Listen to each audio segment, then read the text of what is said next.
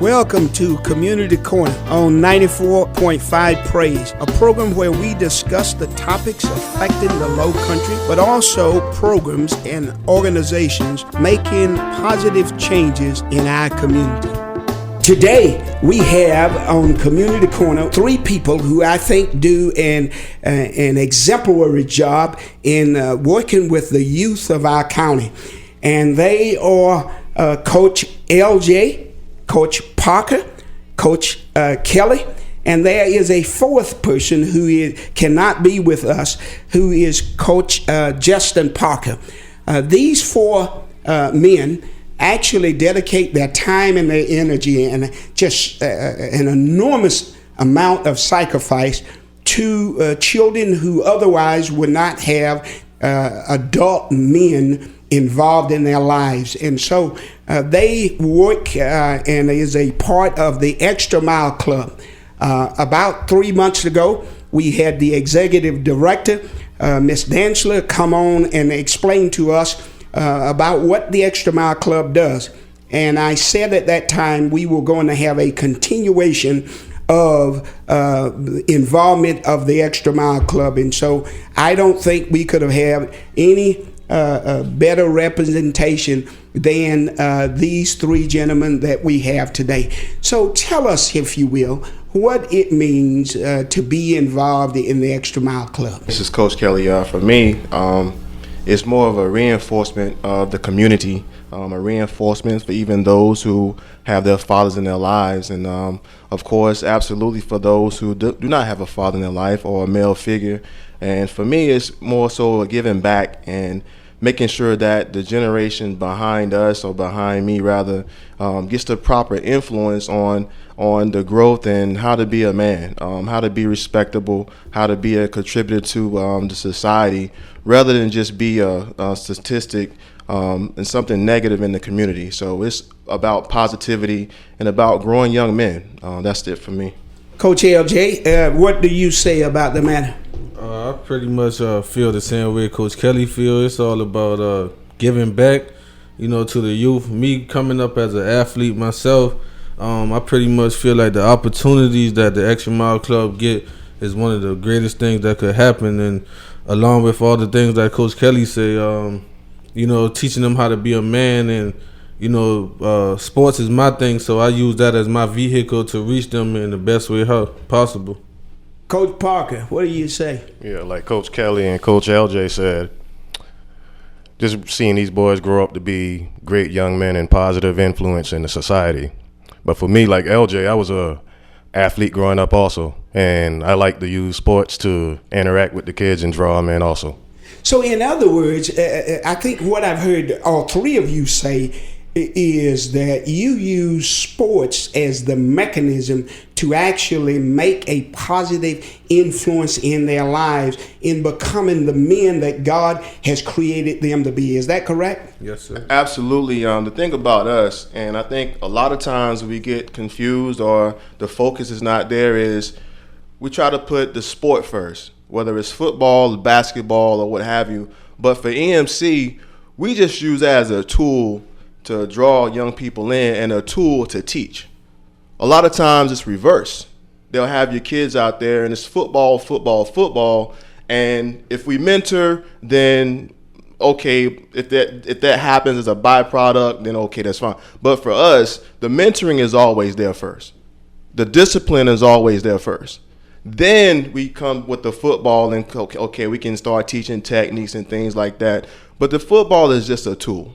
So I want to make sure everybody understands that about EMC, because there are other organizations to where football may be their primary focus. I know a lot of organizations, you only see the coaches and you only see the staff during football season.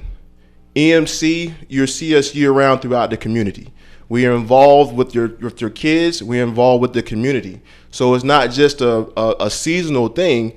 And another thing too, is not just a temporary thing. It's a lifestyle as well.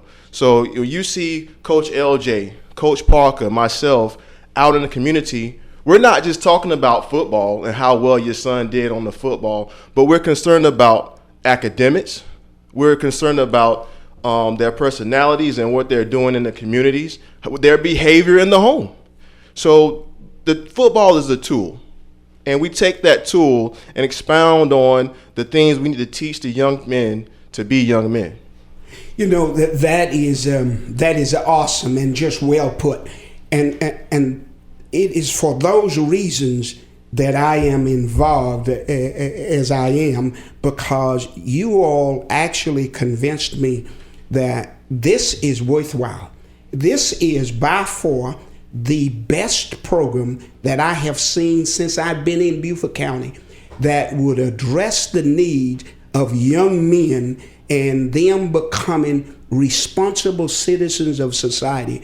That is what you all are doing. And I will tell you, I cannot give you adequate praise for what you are doing, because I think you got it right. I think for too long we have been exploiting the athletic ability of young black men for eye gain, as you said. It's just football. Well, after you come off the football field, then what? In many schools, that is what young men are used for. It is, what can you do for their team to make their team state champion? And they could care less about what his grades are and how well he's doing in school. But you all are actually in school. You visit these boys' schools. Am I right? Yes, sir. Yes, sir. Now, why would you, Coach LJ, why do you visit? You got a job and a family, right? Yes. So why are you in school for somebody else's child? Well, pretty much the reason for me, I went to St. Helena Elementary in my elementary years, and it was always a saying it takes a village to raise a child. So I just want to be a part of EMC and visit the schools, because that's just my part in the village. You know, it's not just about my child, because all our kids have to grow up together. So if we become a village, if I do my part, Coach Kelly do his part, Coach Parker do his part, you do your part, we all come together. I feel like so much greater can happen outside of just football. I'm talking about young men coming up to raise their families the way I've been taught to raise mine. Just simple things like that. It's like when the kids see you at their school, it's like, man, Coach Parker, man, look at Coach Parker at my school, look at Coach Kelly at my school. It brighten up their day. It could be having a bad day, but just to see me, I'm young, I'm 27 years old, so, you know, just to see me come up to their school is like a good thing to them. So, I mean, it's all about, like I said earlier, just being a part of the village and doing my part. You know, this broadcast is scheduled for 30 minutes, but I just believe, you know, hearing this, we might go over our time today, which will be all right, because I call the shots anyway. But your statement brought tears to my eyes, because I am convinced that if we have men with passions like you, we can change. We can absolutely change. The future of our communities can be changed with men like yourself. What do you think, Coach Parker? Well, like Coach LJ said, we look at all the kids out there like our own kids. They are our kids. And EMC is just one big village. That's how I feel. Okay. So who is it? It is Coach Kelly. You actually coach these boys, the ages 6 through 8. How is that? Tell me, you know, how much fun you have and what challenges they are. That's probably the most challenging group. The reason being because they're so young, and when you start to, first of all, football is a tough sport. All right, number one, and trying to get 6-year-olds, 7-year-old, 8-year-olds trying to understand how to play the game, that's challenging enough. First thing is first, though. It's all about discipline. If you can't get them disciplined, then you can forget about teaching them anything. So that's the challenging part. But I find that when I make the sport fun, or we make practice or learning techniques fun, we have to bring it to their level. We can't teach the same thing or the same way rather to a 6 and 8 year old that Coach LJ would to somebody who's 11, 12. It just doesn't work like that. But when we use when we bring it down to their level and make it fun for them, they'll go out there and run all day long, and they'll never complain because they're having fun in the process. And I think that's the key, is the discipline side is not always, well, negative, because that'll drive kids away. But what type of positive things can you bring to the table that will get the same type of results? And that's what I see. And that's why we see the same kids coming back Sunday after Sunday. When the season starts, the 3 days out of the week, the same kids come back because they enjoy the process. And they don't understand that they're being disciplined. They don't understand that we're molding them. But at the same time, they're getting activity. They're getting positivity. They're getting some fun and joy out of it. But yet still, in the meanwhile, they're being molded into something greater. And hopefully our goal, our dream is, and our hopes are, that when they come out of the EMC and get past the age of playing, that they'll be men, real, true men, productive, and it'll become a positive cycle instead of a negative cycle. Now, the training that they got while they were EMC, when they have families, guess what? They can start to instill in them, in their kids. And so, to your question about why do we visit the schools? Because we're trying to begin a positive cycle. There's always cycles, but it's the point of what cycle do you want at the end? And I think a lot of young men like ourselves here on this panel right now, we don't do a really good job of creating a positive cycle. A lot of us stand by the wayside and don't understand the power of our influence. And so therefore we have societies raising our kids. We have other negative influences raising our kids. So it's young men like us that see the power of our influence, and we chose to step in and use it. Coach Parker, tell me, if you will, about your 9 through 10 year olds. Well, with the 9 and 10 year olds, it's pretty laid back and smooth with those guys. It's right before they hit the teenage years and right after the attention span years. So it's pretty easy for me. So I guess you got the group that knows everything, right? Coach LJ? Yes, sir. So what is your experience and what is your joy and challenges of doing those 11 through 12 year olds? Like how you say, it's about the just the group that knows everything. So they're kind of more advanced. So it's fun. It's challenging to me. Just going out there and teaching them all I know. One thing I can say about EMC is it's a saying that says if you want to catch fish, then you got to have good bait. So we feel like we pretty much just put them in the best situation possible, attract them to what is the best we feel that is best for them as in football. So with the 11 and 12 year olds, we just pretty much try to get them prepared for middle school, but at a high level, because high school is next. So we kind of want to give them the jump start on football. I try to pour everything into them that I know. So it's pretty much it's not so challenging. It's pretty much real smooth. It's just a lot of by the time they leave from Coach Kelly and Coach Parker, the discipline is they already know what is expected of them. So it's so much easier for me. So I mean, that's just pretty much it. All three of you talked about, and you made reference to your effort to give them and instill discipline in them, of which I think it is vitally important, because that's what society is about. Us having enough self discipline to understand discipline and respect.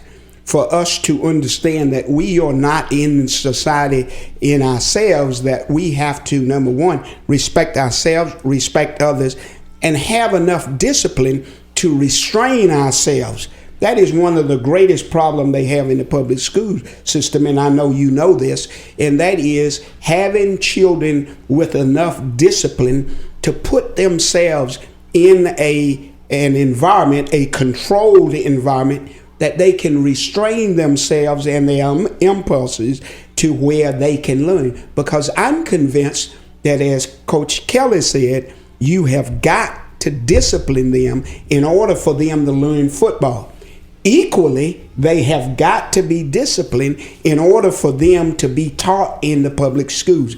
And so you all are just doing a great job, and I just don't think that many people realize the importance of what you are doing and can appreciate the great contribution that you are making to our young people.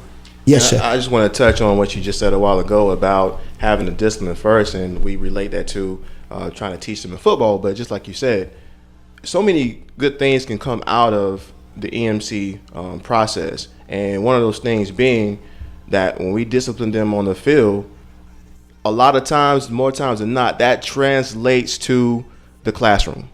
So now when they come on the field and they see adult figures disciplined, and they know what to expect, they know how to behave, what not to do, what to do, a lot of times, more times than not, that doesn't just go away because it once you initially start to do the discipline, and then once you have a sustained time to have that child under that type of discipline, that'll translate through so many other things. And then by the time you know it, once they begin to be get older, the discipline doesn't go away. It actually increases to where now they're going to start taking over a whole new mindset of the discipline and different areas they can excel on in their lives as they get older.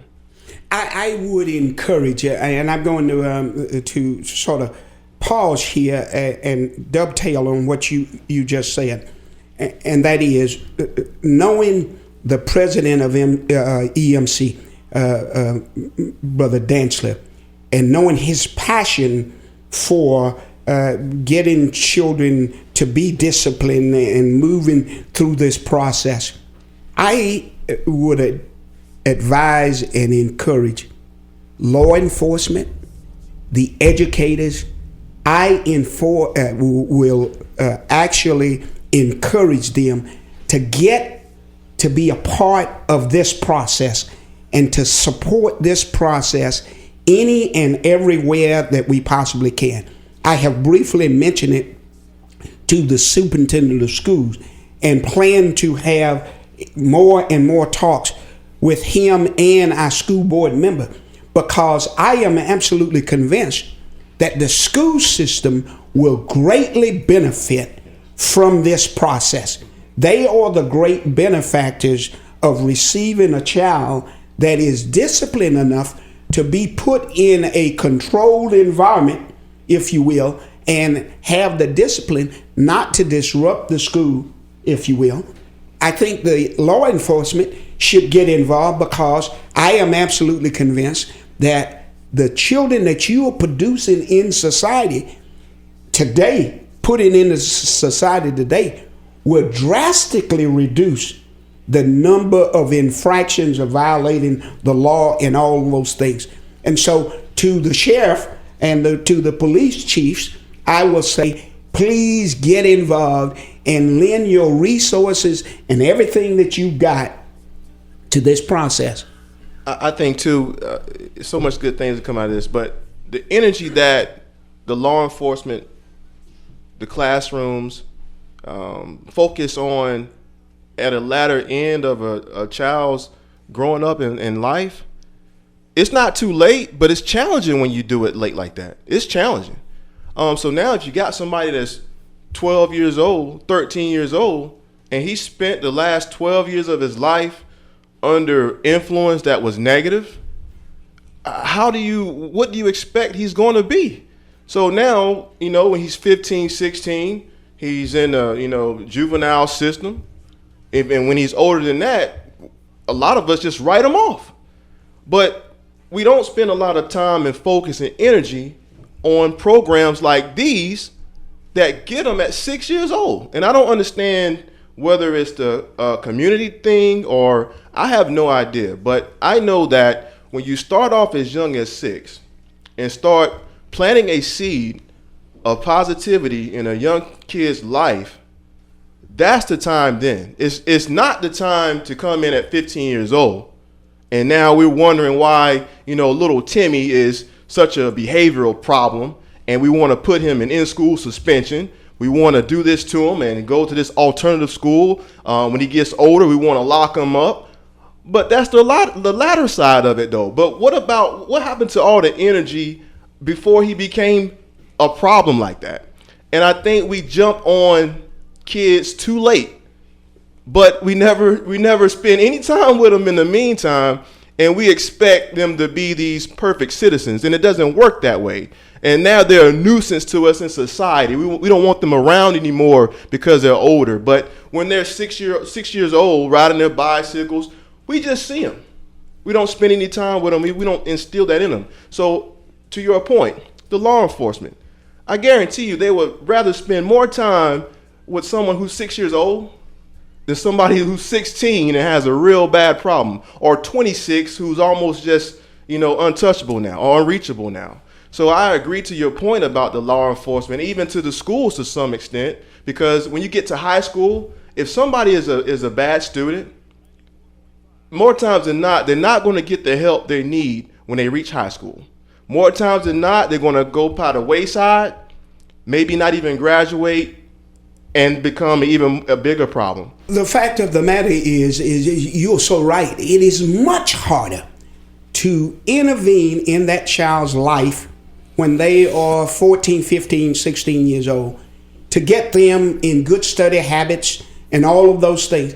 It is much more challenging to affect and have a positive outcome in that child's life than if you had started when that child was 6 years old and or earlier. Now we know that learning begins from the beginning, but you have a situation whereas you have started at the age of 6. Go right ahead, Coach LJ. You got something to put into this mix. Say just feed off of what Coach Kelly's saying and what you saying.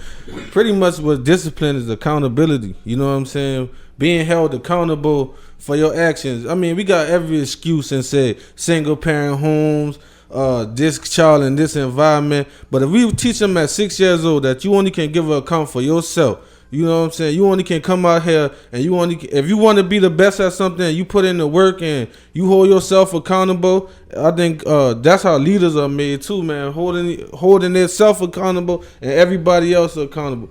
Some kids have the impact on other kids that they don't even realize. So, but if he held himself accountable and does what he feel is right, then it feeds off on other kids. You see what I'm saying? And if you're not accountable, you start to gain these excuses. And we especially as African Americans, we got every excuse to say lay down and not do what's right, because you know what I'm saying, it's already expected of us. But me as a young black man, I feel like by me, football teach me how to be accountable for my actions. If I don't do my job on the football field, then and we give up a big play, it comes back on me, and I let my teammates down. Well, it's like that in the world too. If we working a job, all us pulling our weight. If Reverend Moore don't pull his weight, and it's a lack there, then the whole team fail because of that. So that's why I really feel like when we talk about the discipline, it comes with accountability also.